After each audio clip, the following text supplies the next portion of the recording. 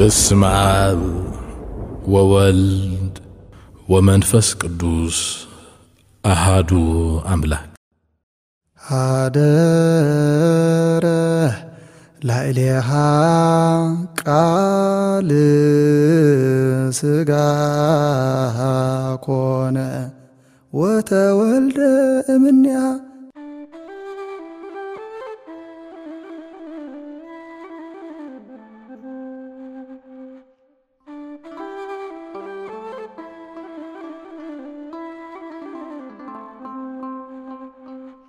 أمنا إذا حلف مدبنا أنك تصوم زبرينا نيرنا صوم بخميو نسسعت دطفو دعنا صوم تحزنا يناخ سسعت خبانا زرحق كما يندخونا يخزبل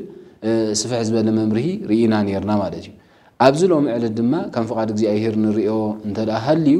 የተኻል አይ መሳሪያ እዩ ስለዚ ዲያብሎስ ሰለስተ መሳሪያታት ሒዙ ዝመጽኢልና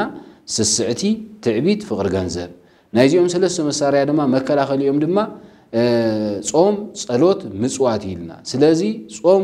መሳሪያ ናይ ስስዕቲ ኮይኑ በኸመይ ይቃወሞ በኸመይ የድኩሞ በኸመይ ይስዕሮ ኣብዛ ሓለፈ መደብና ርኢና ኢና ሎምኻ ጸሎት መሳሪያ ናይ ትዕቢት እዩ በኸመይ እዩ ጸሎት نتعبيز زسعره بخمي صلوت نتعبيز زدكمو صلوت حزناخ كميلنا إنا حيل تعبيز دخملنا زبل دما لومي سفيهو بزع صلوت إن إحنا العل كلنا صلوت مالت كريستنا مالتي صلوت مالت وانجيل مالتي صلوت مالت أوريج مالتي كله كوتاس أبزي تاريخنا عالمنا عند حد أريناسي صلوتي مالتي زي أبيهر مالت صلوتي زي أبيهر بصلوتنا نرخبه سلز بزعبات صلوت نفس وكفو أب نفس وكف قعزونا يقدسان عند حد أرينا هيوت ناي صلوت هيوت ناي صوم هيوت ناي مصوات كل دينا نريو مالتي سلازي ابز غزيزي ابز مدبزي نوم صو زلنا انتايو نتي مسارياتات كل غزي خنحزو خم زلنا بخميكا ابن زخوننا اندارانا صومو قبيلنا نسب بوسن زبله بصفف زبله ملأختي حيزو نتقاومو ديابلوس بخمي يسعرو نزبل علامه زغبري بربزع صوم دلتيلنا عامت كلت عامت تتزاربناو زود ايكونن مالتي سلازي لومي كم زرارب زعبانا صلوتيو صلوت مالت مس እግዚአብሔር እንዘራረበሉ ለእግዚአብሔር እንሐተሉ ከእግዚአብሔር መስን ተቀበለሉ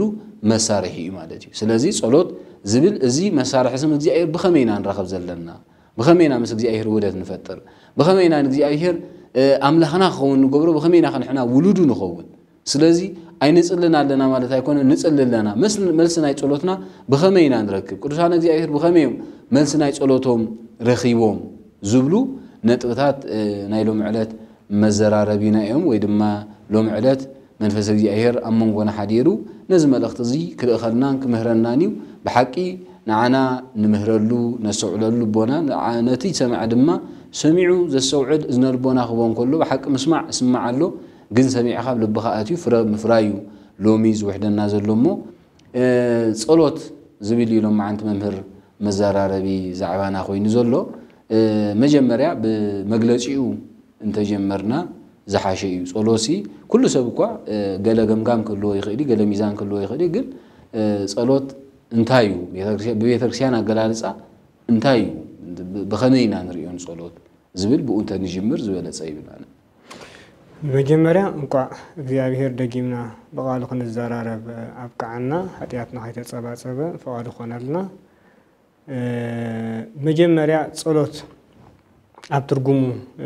ምስንሪኡ ጸሎት ጸለየ ካብ ዝብል ናይ ገዛዊ ቋንቋና ግስድ መጽ ኮይኑ አንቀጽ 14 ቅዱሳን 318 ሩታና ሃይማኖት አቦታትና አስፊሮ መሆም ዘለው ጸሎት ብሂል ተናግሮተ ብእሲ ሀበ እግዚአብሔር ልዑል ጸሎት ማለትሲ ምስቲ ልዑል እግዚአብሔር መዝርራብ ምንገጋሪው በመባል ተርጉሞን ብልና ይርከቡ ማለት ነው ኣብዚ ክሪኦም ከለና እንበአር ቆሙ ብቆሙ ምስ እግዚአብሔር መዝራብ ክንብልን ከለና ኣብ ጸሎት ምስ እግዚአብሔር ወይ ምስ ማንም ሰብ ትፈትዎ ዓርክኻ ትፈትዎ ኣቦኻ ትፈትዋ ኣዴኻ ሓብትኻ ይኹን ዝኾነ ቤተሰብካ ክትዘራረብ እንከለኻ በመጀመርያ ምስ ትዘራረብዎ ዘለኻ ሓደ ፍቅሪ ድልድል ከም ዘለካ ምሱ ርክብ ከም ዘለካ ርዱ ይኸውን ማለት እዩ مسو ركب ويدما دلل ويدما زيت فالت تراخون كاغن اتزرربكا قدم سونكو في زخون ويدما اب تاماننت زي تمركز يدخون معناتي ስለዚህ ጸሎት አለው ንብልን ከለና ሃይማኖት አለው ዝብል ድማ ይረጋግጻልና ማለት ሃይማኖት አብ እግዚአብሔር ሃይማኖት አብ እግዚአብሔር ተራይልና ድማ ሐደሰብ ንትዛም ነው እግዚአብሔር ንትዚ ዘምልኾ እግዚአብሔር ክነጋገሮን ከሎ ጸሎት ይባሃል ማለት እዩ ስለዚህ እንባር እግዚአብሔር አምላኽና ንነፍሱ ወከፍ ሰብ አብዘለዎ ህዝብ ዓለም 8 ቢሊዮን ህዝብ ቆጽሩሎ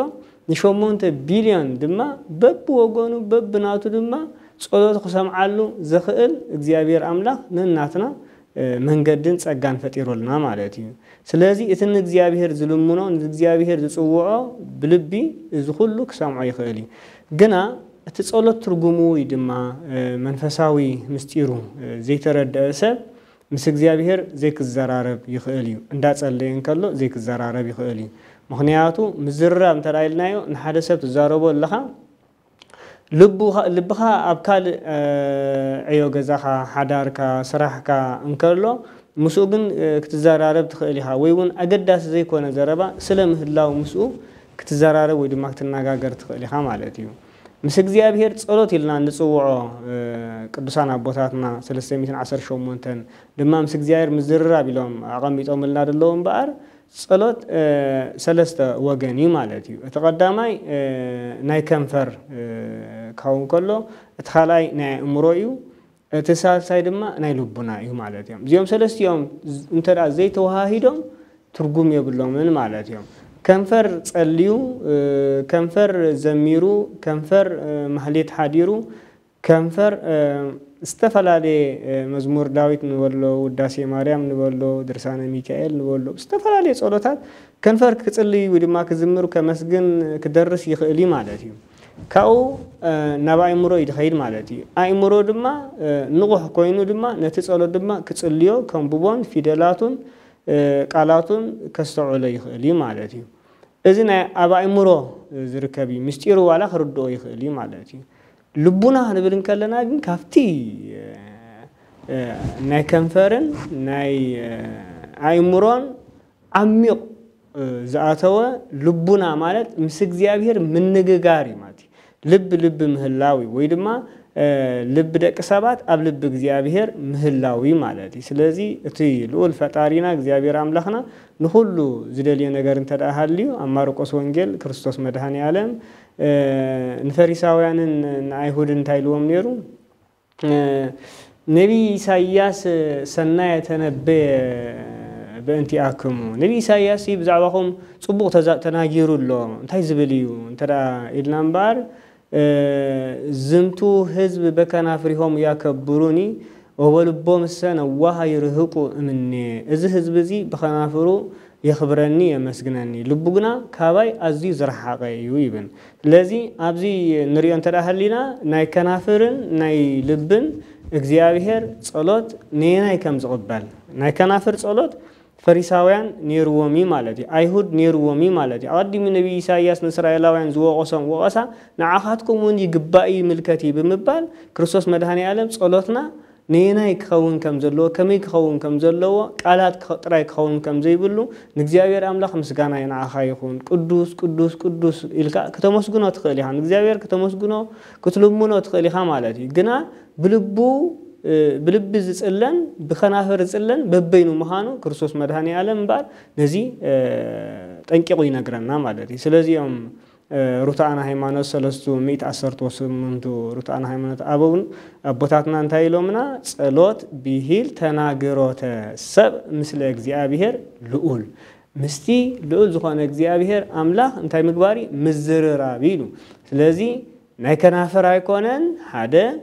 ናይ እምሮ ወን አይኮነን ባይምሮ ምስተውዓሉ ነቲ ጸሎት ወን አይኮነን እንታይ ብላል ምፍላጥ ጥራይ ወን አይኮነን ታሪኹ ወይ ድማ ልማኑኡ ወይ ድማ ምስጢሩ ጥራይ ምፍላጥ አይኮነን ካው ወሪዱም በአር ምስ እግዚአብሔር ምዝርራብ እዩ ማለት እዩ ለዚ ኣብ ተቀዳማይ ትርጉም በዚ ክንከሮም ኸዲና ኣብ ካልኣይ ሳልሳይውን መምህራ ተቆጽልዎ هو حقيقي ጸሎት ከምዚ መምህር ክብሎ ጽንሑ ምስ እግዚአብሔር ምርኻብ ምስ እግዚአብሔር ምዝርራብ ማለት እዩ حجي مس እግዚአብሔር ክትራኸበን ክትዘራረብ እንትኾንካ ግን حلناخا حساباتك كل نجارك مسجزي أبيهر كترخبو أنت خيلكاي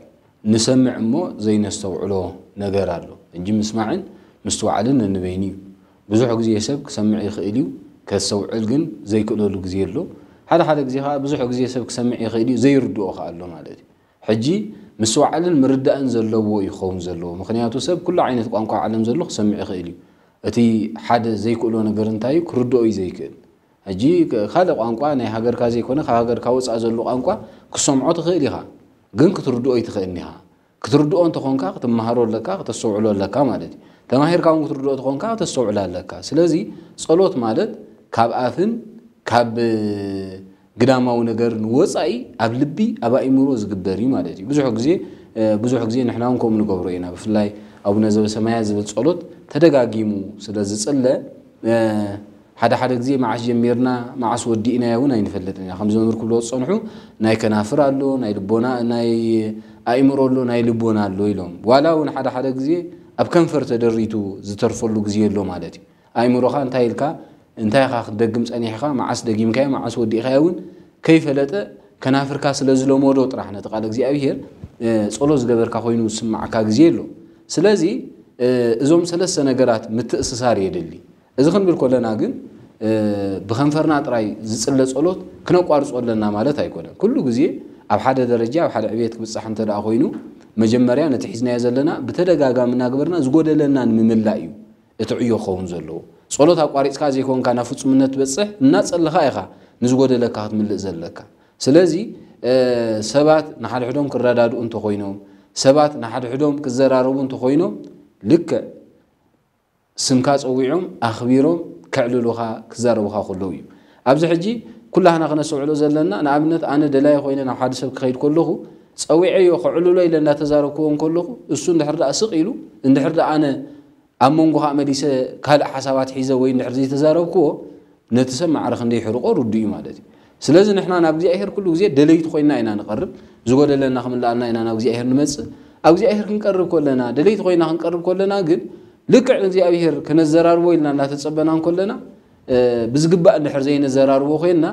مع رخندي زي أبيهر عزبنا مستوى عليه اللي مالتي أنا أسب هذا نجار على المسير كزارة بكاي المسير كجزيها هي بكاي وكل نجار ناتخطت لك خلو حدي كان تخيلك وحسابات كاب كالخيدو بزاء بأفكار راح سئلك لا تبلت الله خاجل تسمع رخندي قطع ردو نجاري مالتي حجي سلازي صلوت أمونجو سباتن زي أبيهرن مرخابيو كنبلن كلنا مجمريا كراخو زلوهم نجارات هاللو مالتي سلازي اتي مسمر كنا راخو لنا نابنت أبزع عالم لومي بزمع على بس يحزلوسي بتليفون مرخاب له بتليفون مرخاب جن مجمريا قفو تليفون كله كله ردو نجاري دحري دما نزا تليفون مسكال تليفون ترخب سيم كارد ختلو والله قال أي درجة مالتي نات كاترا يكون نايت تلولو لسبون سيم كارد خلوه خلالو ده حار شعو كلت ينزل تليفون كراخبان تخينا مسمرن كواحد تخيلي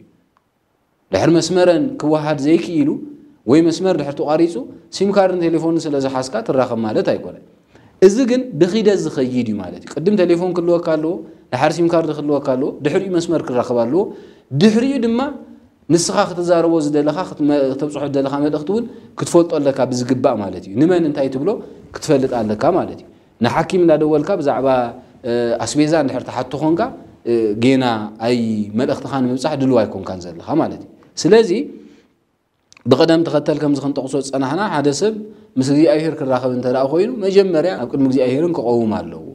دحريو أبوشتو نسجي أهير كراخبه زدلي دليت كله وخلاله دليت مسألة شو مسمر زي أهيرن كراخب خلاله مسمر زي أهير مسار راخب دما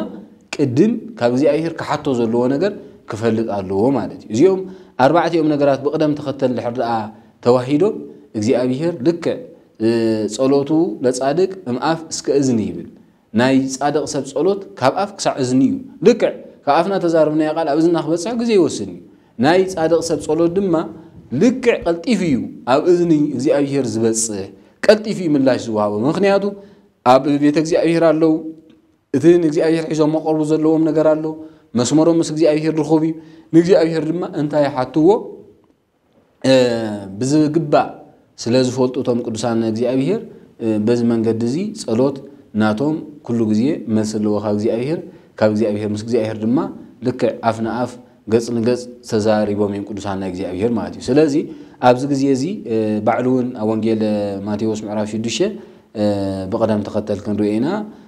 أول يبليو وسوبه تتصليو يتكونوا كم مدلوان يبلي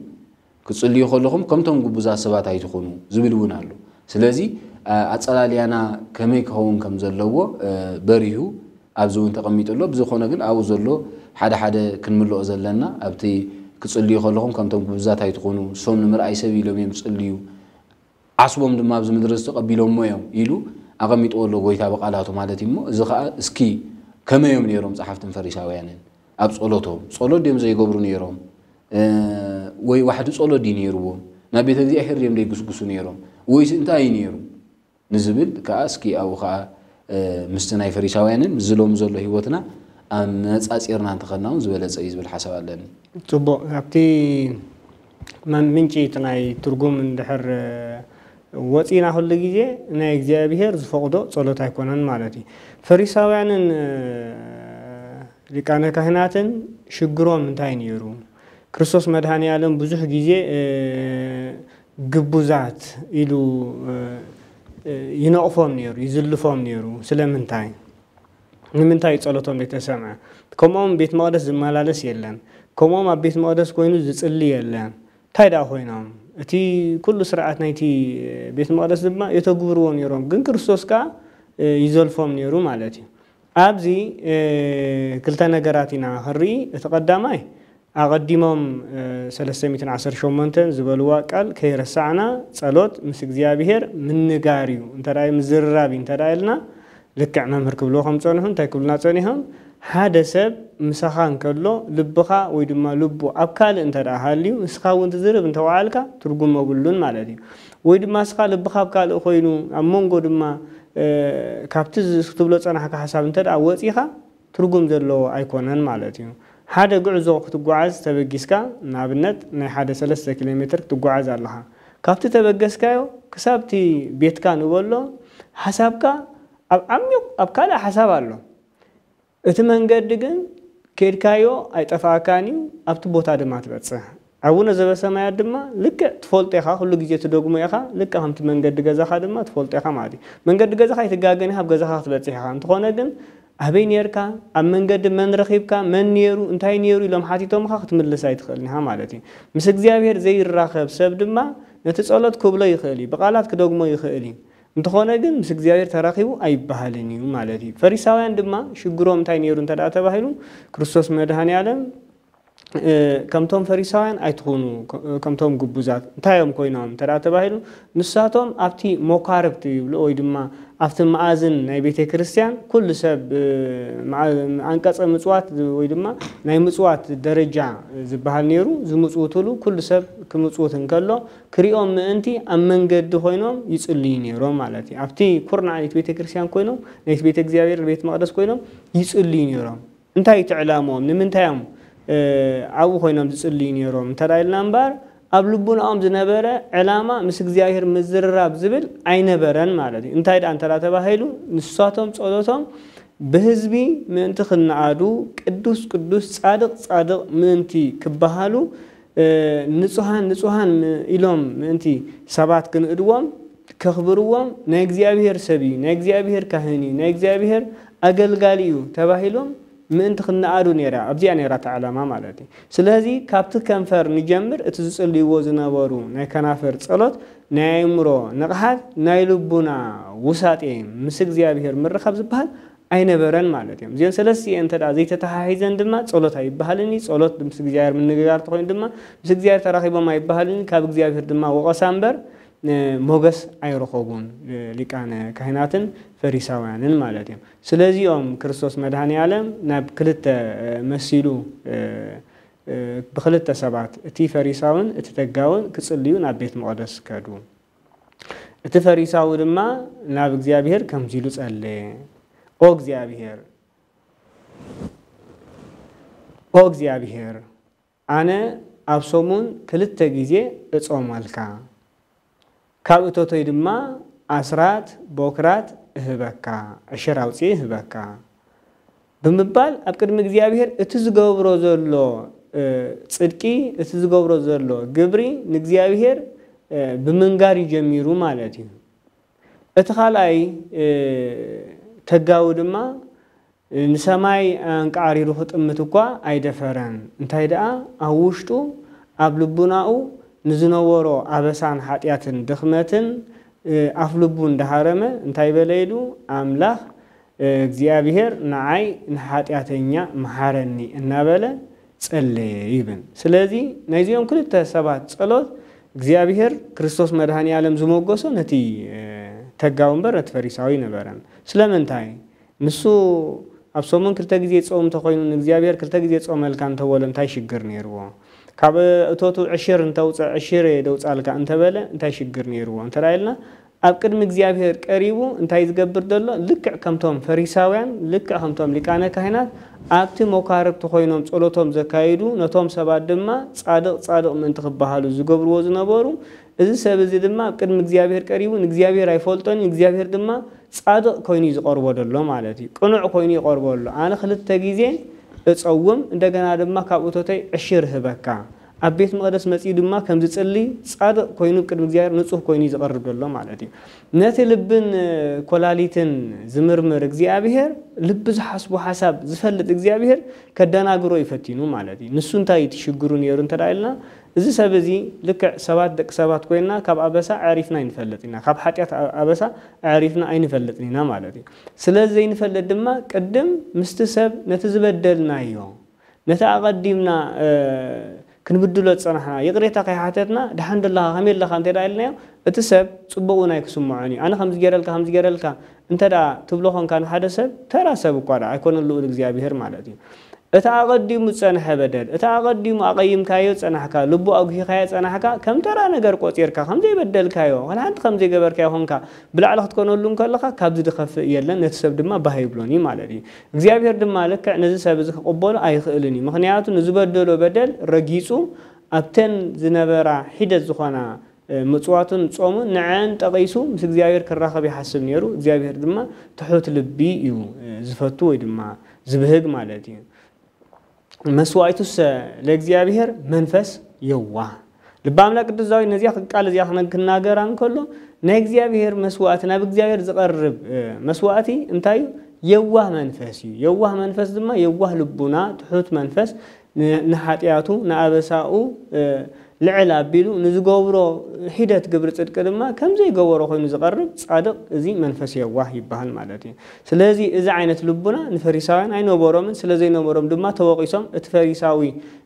ክጽልና ቤት መቅደስ ዝኸደ ድማ ክርስቶስ መድኃኒ ዓለም ድማ ክወቅሶ ኢና ንርኢ ማለት እዩ ነቲ ተጋዊ ግና ንኃጢያቱ ነጊሩ እንታይ ኢሉ አምላኽ ንዓይ ንሓጥእ አገልጋሊኻ መሐረኒ ይቅረበለለይ ብምባል ድማ ክጽሊና ርኢናዮ ማለት እዩ هجي أماتيوس ونجيل معرف شديش أفتفتصامي نايت معرف انت دارينايو هسو مقدمة من قصة وصدقه وزن تساكلو يتوسكاكم نجزيابيهر كتلمنوا كلهم ويدما اتدليوا نجا كاب جزيابيهر مجمريا من قصون صدقون يخون من قصون صدقون زركب بمنتايو انت دايلان بقار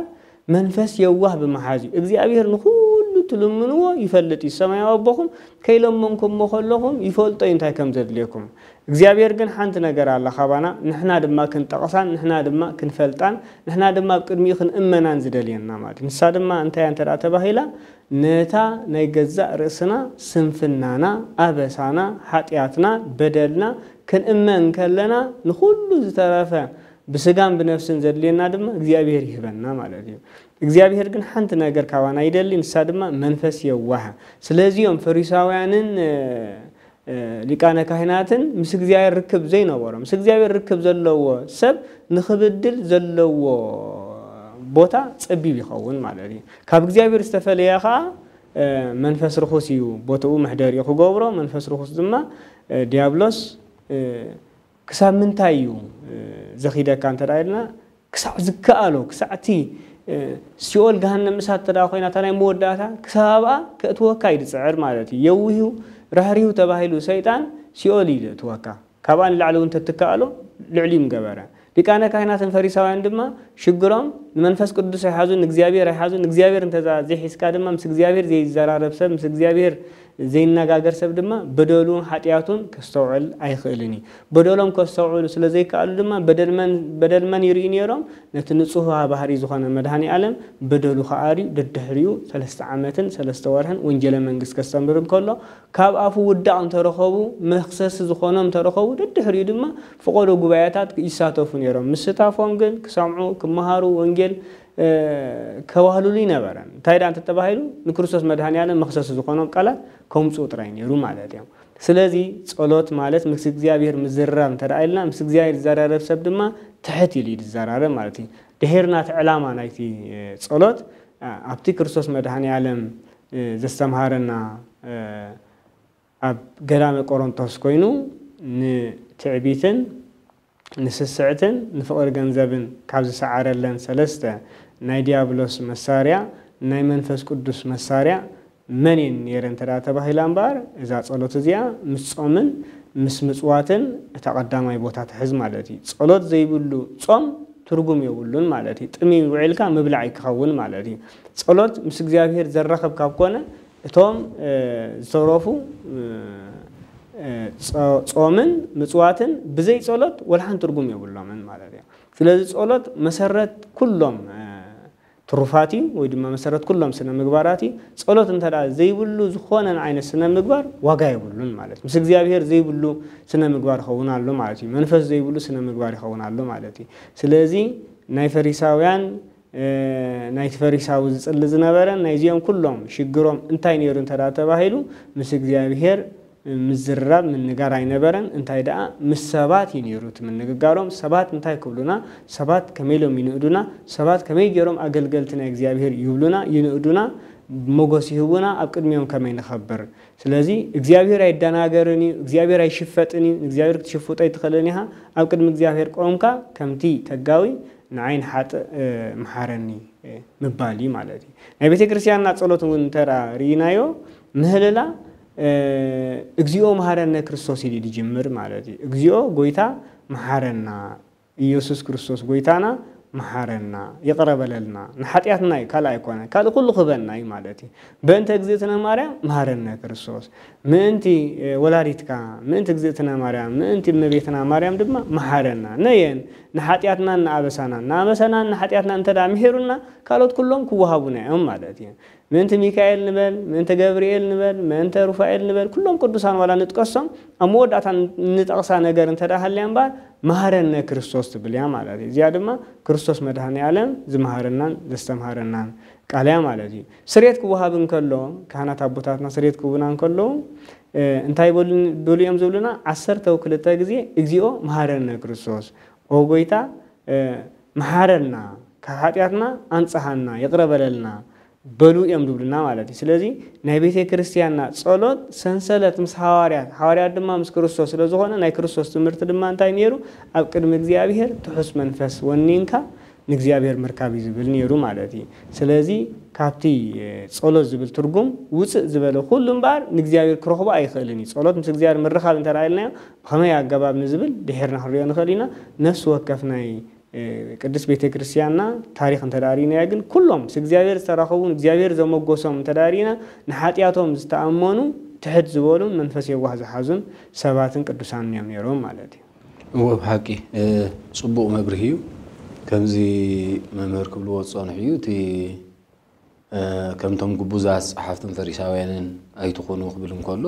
ሓፈሻዊ ዕላማ ጸሎት እንታይ እዩ ዝብል እዩ እቲ ክምለስ ዘለዎ ማለት እዩ ጎይታ ትዕቢት በትሕትና ሲዕርዎ ንትዕቢት ብጸሎቲና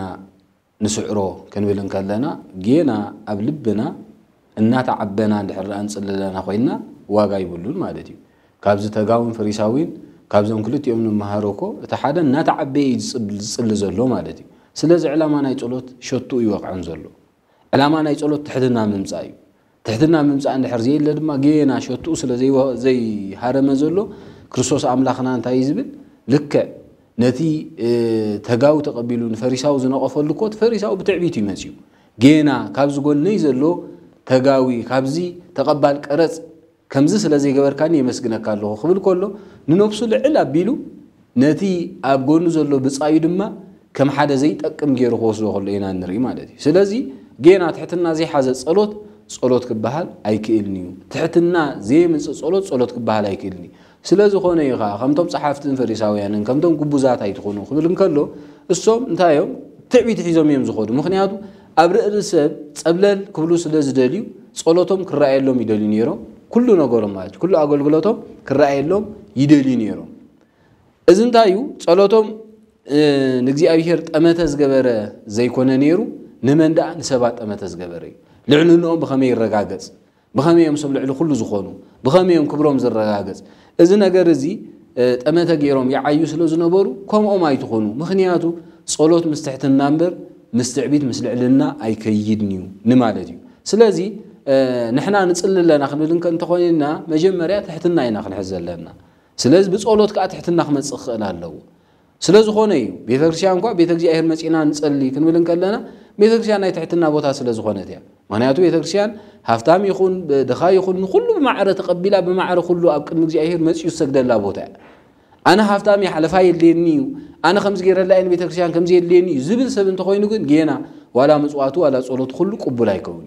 سلازي أبيتك زي أهير كنا صلوتنا خنا بصحن كلنا كله سب كابتر أخبتي صحة سرح ساعة زلع على شمس زلوا سلطان زلوا كلهم بمعرة أبيتك رشان مجمع أبغى زي أهير كلهم يمسقلو كله سب كسجدون كلهم تاي نحنا تحتات فطراتنا نمبالي مالتي سلازي صحافتن فريساويانن زغبرو زنبودو ነገር እንታዩ ሰብክሪ የለም በቃ አማን ብለኩም ይሉ ነስኡ ሲየቶሙ አስቦም አብዝ ምድር ዝረኺቦም ማዮም ምክንያቱ ድሌቶም እሶም ሰብ ቅበለሎም የምዝደሊ ስለዚህ ሰብካ አኽቢርዎም ጎይታ ይልዎም አብ ሰማያት ግን አስቦም ሲኢኖም እዮም ስለዚህ ዕላማ ናይ ጸሎትና ካብ ምድር ሓሊፉ ስጋዕ ሰማያት ዝሰጋገር ከውን ኣለዎ ካብ ምድር ሓሊፉ كسع سمايات زبصح خون الله سلازو خونه يخا ولا بزح جي بعمقوت اندحر رأينا أبيت مقدس كهنات بتعبيت يزفتنهم ديابلوس كنقول لنا أبيت مقدس زي كابت زلع على خسع استحات كله بتحتنا يزق قوميلنا أقل عايز بيت مقدس جد كهناس سلازو خونه كندي نعم يزفتنهم مالتي مخنياتو اتخالو كله ولا تشمنيات بعثت أم كل ما جاء بيتك زاهر تحتي له خسجدون كله نسوم نايز كله عليتن نايز كله مرحتن نايز كله صلوا زهبو كوينهم من نفسهم كريوان كله كما نايلن نحنا زلنا معرض نزخونا سوايتو هون إلهم كحاسبون كستونتون سلازخو اليوم نازو أبيت مقدس كوينو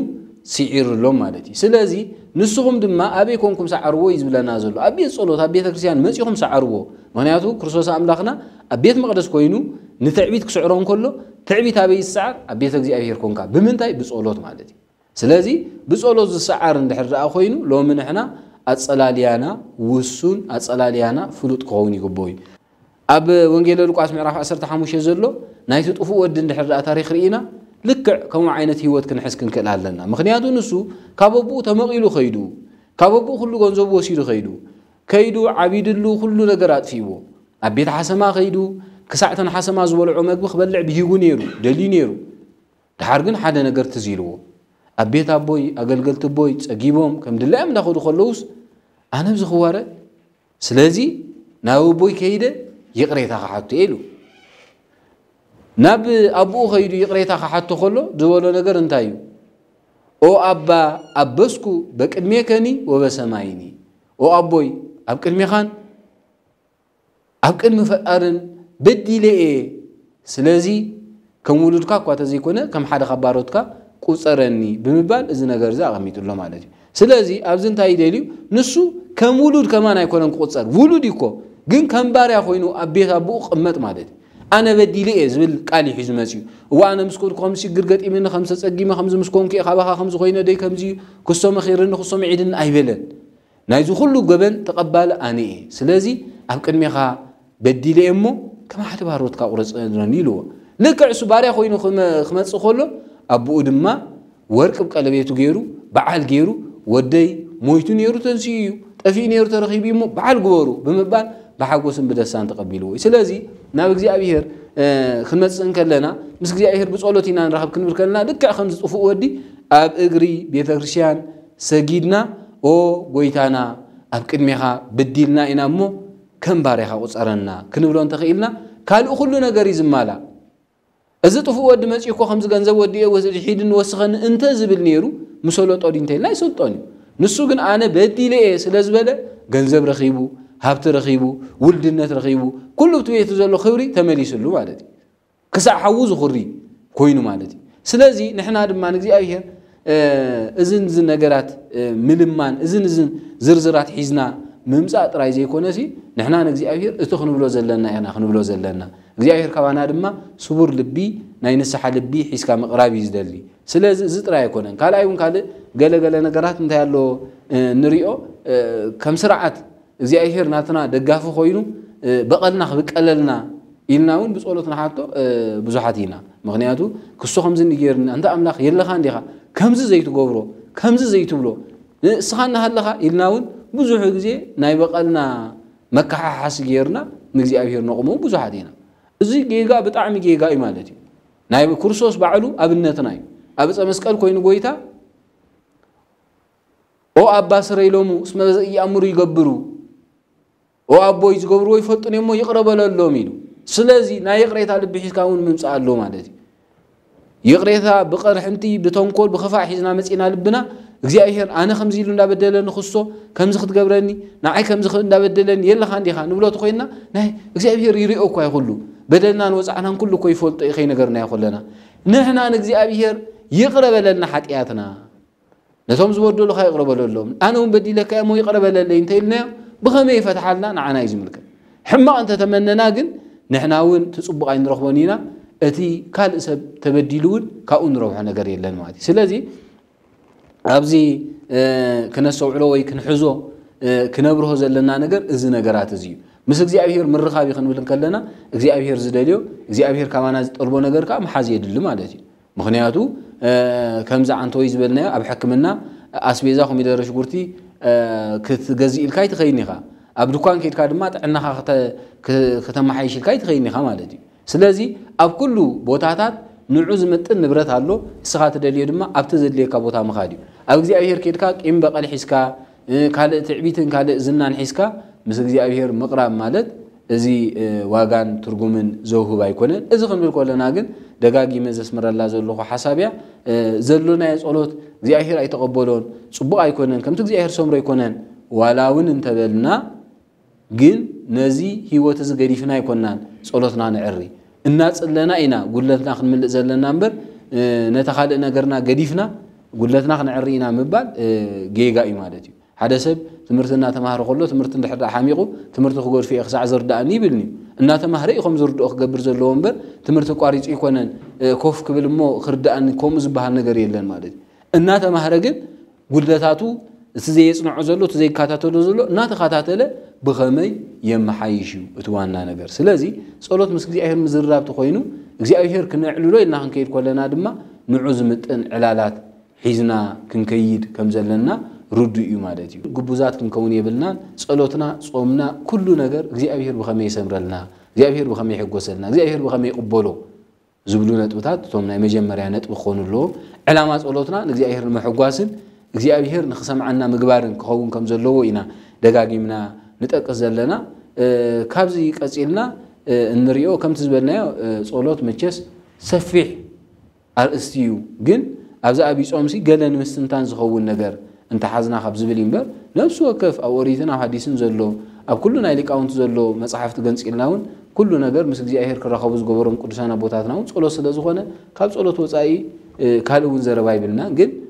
እንታይ ኩሉ ግዜ ለጠቢብ አሃት ቃል ተበቆዩ ካብቲ ዘሎ ጾሚቕና ነቲ ሕብረተሰብና ነቲ አማኒና እንተበጽሖስ በዚ መንገድ እዚ ኣብ ጎደና ጸሎት ዶ ይመጽእ ካብ ዝብል ማለት እዩ ስለዚ ካብ ዝቀጽልና ንሪዮ ገለ ማለሲ ኣብነታት እናገበርናውን መብርህ ክንገብረሉ ኣቦሊ ይኹን ኣብ ሓዲስ ይኹን ናይ ሓቂ እግዚአብሔር ጸሎቶም ተቀቢልሎም ኣብ ቅድሚ እግዚአብሔር ጸሎቶም ተወኪፍሎም ብዙሓት ዝደሓኑሉ ኾታ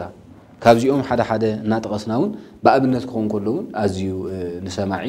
ነቲ ዝሰምዕ ንምርድኡ ቀረባ ስለ ዝኾነ ናብኡ እንተኸና ጽቡቕ መስለኒ